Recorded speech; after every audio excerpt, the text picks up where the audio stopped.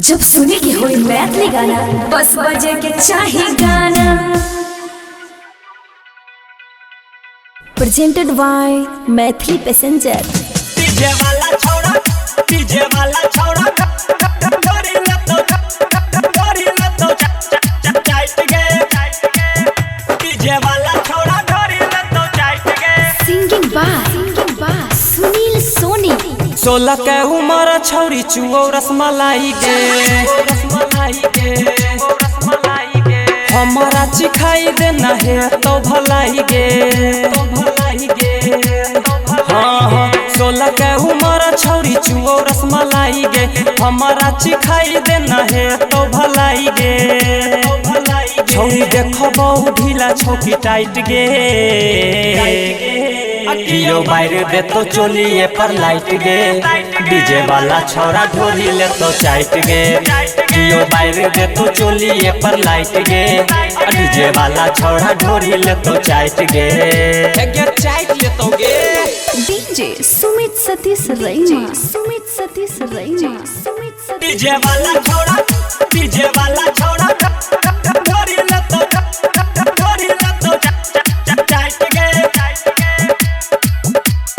Mix by Rajiv जेके। DJ वाला छौड़ा ढोरी लतो चाट गे डीजे वाला छौड़ा ढोरी लतो चाट गे। ठोपे ठोपे चुओ तोहर लहंगा से पानी हमारा से ले ले छौरी आई तू निशानी हमारा से ले ले न गए। ठोपे ठोपे चुओ तोहर लहंगा से पानी हमारा से ले ले छौरी आई तू निशानी।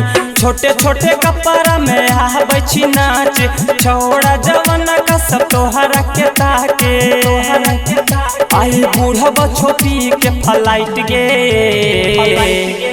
कियो बाहर दे तो चोलिए पर लाइट गे डीजे वाला छौड़ा ढोली ले तो चाट गे कियो बाहर दे तो चोलिए पर लाइट गे डीजे वाला छौड़ा ढोली ले तो चाट गे। चाटे दे कि नहीं गे। डीजे सुमित सतीश रैना। डीजे वाला छौड़ा ढोरी लतो चाट गे।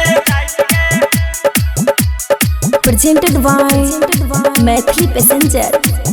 डीजे वाला छौड़ा ढोरी लतो चाट गे डीजे वाला छौड़ा ढोरी लतो चाट गे। नमरी से दे तो छौड़ा चोली तोहर भर गे पांजा में सुता के मजा ले तो रात भर गे नमरी से दे तो छौड़ा चोली तोहर भर गे पांजा में सुता के मजा ले तो रात भर गे। राइटर रंगीला आई लगबै छो बोली छौड़ा सुनिलावा त फाड़ दे तो चोली दुनू ऊपर वाला बूफर छो टाइट गे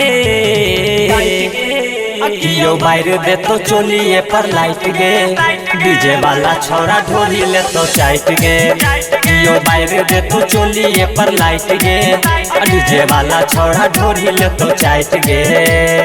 अच्छा चल नहीं दे भीतर मुझो सा कहीं।